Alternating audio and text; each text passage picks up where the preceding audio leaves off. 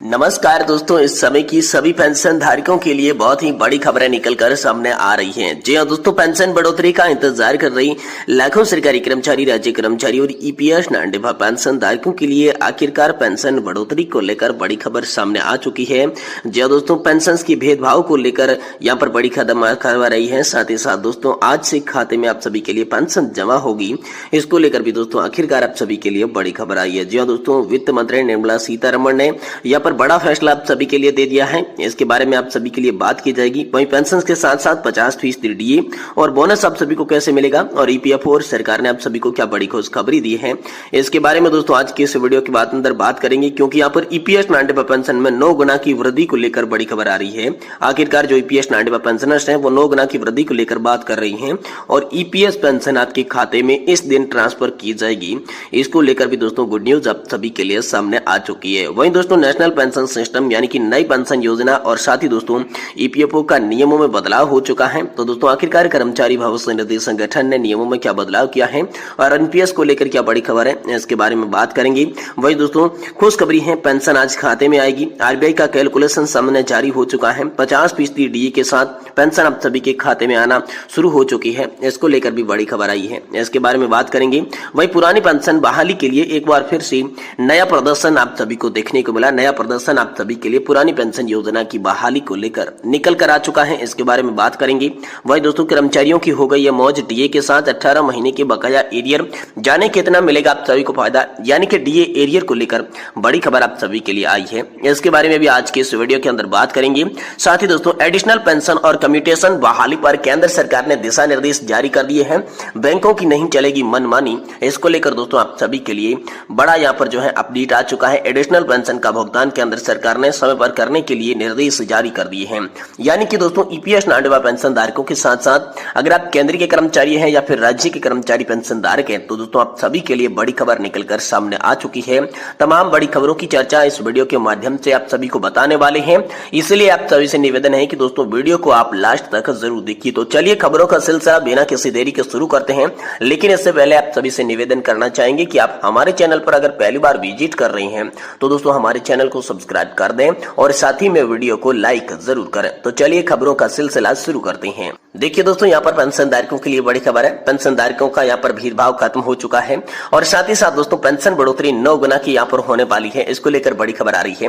जब दोस्तों EPS नांडेवा pension धारक लगातार पेंशन बढ़ोतरी का इंतजार कर रहे थे, इसी बीच दोस्तों एक बार फिर से आप सभी के लिए पहले लोकसभा के अंदर मांग उठी थी, इसके बाद राज्यसभा के अंदर ईपीएस नांडेवा पेंशन धारकों की पेंशन को 9,000 रुपए प्रति माह करना, साथ ही साथ डीए के साथ साथ मेडिकल सुविधा देने को लेकर मांग उठी थी, जिसके बारे में दोस्तों आप सभी के लिए कोई भी जवाब नहीं आया था। लेकिन एक बार फिर से सरकार का जवाब सामने आ चुका है, जिसके तहत दोस्तों ईपीएस पेंशन में आप सभी की वृद्धि लागू की जाएगी। लेकिन कितनी वृद्धि होगी इसके बारे में अभी तक हाल फिलहाल में कोई भी साफ जानकारी सामने नहीं आई है। लेकिन लोकसभा चुनाव की आचार संहिता हटते ही यहाँ पर ईपीएस नांडेवा पेंशन धारकों की पेंशन वृद्धि के संकेत वित्त मंत्री निर्मला सीतारमण द्वारा दिए जा चुके हैं। तो बड़ी खबर आप सभी को यहाँ पर जो है 24 चुनाव से पहले या फिर उसके बाद देखने को मिल सकती है। यह हाल फिलहाल में आप सभी के लिए बड़ा अपडेट आ रहा है। साथ ही दोस्तों एनपीएस और ईपीएफओ का बदल दिया है नियम। जी हां दोस्तों, नए वित्तीय वर्ष की शुरुआत आप सभी जानते हैं हो चुके हैं। सरकारी सुविधाओं को लेकर कई नए अपडेट आ चुके हैं। खासतौर पर एनपीएस और ईपीएफओ के करों और फास्टैग समेत कई वित्तीय मामलों में नए नियमों में बदलाव किया गया है। इसकी जानकारी आपको भी होनी चाहिए। आर्थिक रूप से आपके पॉकेट पर क्या असर पड़ेगा, क्या बड़ी राहत आप सभी को मिलेगी, तमाम बड़े सवालों के जवाब हम दे रहे हैं। इसलिए आपसे निवेदन है कि वीडियो आप लास्ट तक जरूर देखिएगा। देखिए दोस्तों, वित्त मंत्री निर्मला सीतारमण ने बजट की कई घोषणाएं की थी, जिसको 1 अप्रैल से लागू कर दिया गया है। कई नियमों में यहाँ पर बदलाव हो चुका है। पहली जानकारी यह है कि ईपीएफओ का नया नियम लागू कर दिया गया है। कर्मचारी भविष्य निधि संगठन ने आपके भविष्य निधि की शेष के लिए एक स्वचालित हस्तांतरित प्रणाली लागू कर दी है। इसका मतलब है कि जब भी आप कोई नया पद शुरू करते हैं तो अब आपको मैन्युअली रूप से स्थानांतरण करने का अनुरोध नहीं करना पड़ेगा। ईपीएफओ स्वचालित रूप से आपके पीएफ शेष को अपने नए नियोक्ता के खाते में ट्रांसफर कर देगा, जिससे आपकी सेवानिवृत्ति बचत की निर्बाधता जो है, अड़चन जो है वो निरंतरता से सुनिश्चित रहने वाली है। और साथ ही दोस्तों ये कर्मचारियों के लिए यहाँ पर पोर्टेबल के लिए एक बड़ी जीत बताई जा रही है। विभिन्न नियोक्ताओं के बीच आपसे पीएफ से प्रबंधक को प्रक्रिया को और भी सरल बनाया है। तो आइए जानते हैं कि एनपीएस में आखिरकार क्या बदलाव हुए हैं।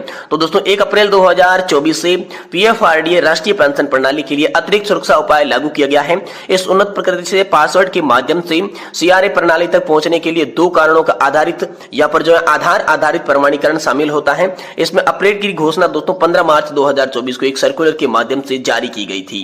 दोस्तों 2 कारकों का आधारित प्रमाण पत्र की शुरुआत उद्देश्य है कि उंगलियों के निशान को प्रमाणित करने और स्पूकिंग प्रयास को कम करने के लिए सुरक्षा की एक अतिरिक्त परत प्रदान की है, जिससे आधार प्रमाणित लेनदेन की सुरक्षा वृद्धि होगी। तो दोस्तों आईडी और पासवर्ड लॉगिन आधारित प्रक्रिया क्या है, तो पीएफआरडीए परिचित्र के अनुसार आधार आधारित लॉगिन प्रमाणीकृत और मौजूद उपयोगकर्ता आईडी और पासवर्ड आधारित लॉगिन प्रक्रिया के साथ एकीकृत किया गया है, जिससे एनपीएस सीआरएस प्रणाली तक पहुंचने के लिए 2 फैक्टर प्रमाणीकरण की सुविधा मिलेगी और अतिरिक्त सुविधा जो है इसमें लागू की गई है, जिससे यहाँ पर जो है पेंशन धारकों का खाता और भी सुरक्षित किया गया है। साथ ही दोस्तों लगातार पेंशन धारकों को पेंशन उनके खाते में कब आएगी, इसको लेकर लगातार जो है सवाल उठ रहे थे। तो इसी बीच खुशखबरी आप सभी के लिए आ चुकी है। आज दोस्तों पेंशन आपके खाते में आना शुरू हो चुकी है। यहाँ पर रिजर्व बैंक ऑफ इंडिया ने एक बड़ा सर्कुलर जारी किया है, नया कैलकुलेशन जारी किया है, जिसके तहत दोस्तों आप सभी के लिए खाते के अंदर पेंशन ज्यादातर लोगों को देखने को मिल चुकी है, क्योंकि 1 तारीख से ही आप सभी के खाते में पेंशन आना शुरू हो चुकी है। और दोस्तों ये पेंशन जो है 50% डीए के साथ आप सभी को मिलेगी, यानी कि दोस्तों आप सभी की पेंशन का आधा दोस्तों आप सभी को डियरेंस रिलीफ जुड़कर आने वाला है, यानी कि पेंशन आप सभी की बढ़कर इस महीने के अंदर आ रही है। भाई दोस्तों पुरानी पेंशन बहाली के लिए एक बार फिर से बड़ा प्रदर्शन सामने आया है। रामपुर यहाँ पर संग्रामगढ़ ब्लॉक परिसर में सोमवार को इलाके के कर्मचारियों ने नई पेंशन योजना के विरोध में हाथ में काली पट्टी बांधकर प्रदर्शन किया। वक्ताओं ने कहा कि 1 अप्रैल 2005 से पुरानी पेंशन बंद की गई है। अटेवा पेंशन बचाओ मंच के निर्देशन में कर्मचारियों के प्रदर्शन करते हुए पुरानी पेंशन बहाली के लिए मांग की। इस मौके पर ग्राम विकास अधिकारी रामविकास धर्मराज, संजय दत्त, राम तिरगड़े और राजेश मौर्य, बबुल, दीपक और चंद्रशेखर आज यहाँ पर जो है मौजूद रहे थे। साथ ही दोस्तों कर्मचारियों की मौज हो गई है। 18 महीने के डीए एरियर को लेकर भी हाल फिलहाल में बड़ा अपडेट आप सभी के लिए आया है, जहां दोस्तों वित्त विभाग ने 500 करोड़ रुपए की अंतिम किस्त जारी कर दी है। यह भुगतान कर्मचारियों और अधिकारियों को 7वें वेतन आयोग के तहत अंतिम किस्त में रूप में जारी किया जाएगा, जो कि 18 महीने का डीए एरियर आप सभी के खाते में जल्द ही आने वाला है। साथ ही दोस्तों एडिशनल पेंशन और कम्यूटेशन की बहाली पर केंद्र सरकार का दिशा निर्देश जारी हो चुका है। बैंकों की नहीं चलेगी मनमानी, इसको लेकर बड़ी खबर हाल फिलहाल में आप सभी के लिए सामने आई है। जी दोस्तों पेंशन भोगी बार पेंशन भोगियों के द्वारा शिकायतें मिल रही थी कि 15 वर्ष पूरे होने के बाद भी बैंक जो है पीडीए जो है पेंशन कम्यूटेशन हिस्से को बहाल नहीं करते हैं। साथ ही 80 साल बीत जाने के बाद ही पेंशन भोगियों और पारिवारिक पेंशन भोगियों को एडिशनल पेंशन का भुगतान नहीं करते हैं। इसके साथ आपको बता दूं कि पेंशन भोगी कम्यूटेशन बहाली और एडिशनल पेंशन को लेकर कंफ्यूजन में रहते थे। पेंशन भोगी बार प्रश्न पूछते थे कि कम्यूटेशन की बहाली कैसे की जाती है, साथ ही एडिशनल पेंशन का भुगतान किस प्रकार होता है। तो दोस्तों पूरी जानकारी हम वीडियो के माध्यम से बता रहे हैं, जिसमें 2 टॉपिक हम कवर करेंगे कि रिटायरमेंट होने के 15 वर्षों के बाद कम्यूटेशन हिस्से की होगी ऑटोमेटिक बहाली, और दूसरा है 80 वर्ष और उससे अधिक आयु के पेंशन भोगियों की अतिरिक्त पेंशन का भुगतान किया जाएगा। जी दोस्तों इसके लिए दोस्तों आप सभी के लिए बड़े आदेश जारी कर दिए गए हैं, जहां पर दोस्तों पेंशन शुरू होने की तारीख के महीने से ही कम्यूटेशन लागू कर दिया जाता है और महीनों के बाद पेंशन कम्यूटेशन में पैसा काटा जाता है। तो इस केस में कम्यूटेशन की बहाली के लिए 15 साल की अवधि के भुगतान की तारीख को माना जाएगा और उसी तारीख से जिस दिन कम्यूटेशन के कारण पेंशन की कटौती प्रभावित हुई थी उसी तारीख से आप सभी के लिए बहाल किया जाएगा। और साथ ही दोस्तों यहाँ पर 80 वर्ष और उससे अधिक आयु के पेंशन भोगियों को अतिरिक्त पेंशन का भुगतान किया जाएगा।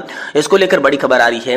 80 से 85 साल की जो भी पेंशनर्स हैं उनको यहाँ पर 20% और 85 से लगाकर 90 साल के जो भी पेंशनधारक हैं उनको यहाँ पर 30% बेसिक पेंशन और फैमिली पेंशन के अंदर यहाँ पर जो है अतिरिक्त मात्रा के अंदर आप सभी को जोड़ कर दिया जाएगा।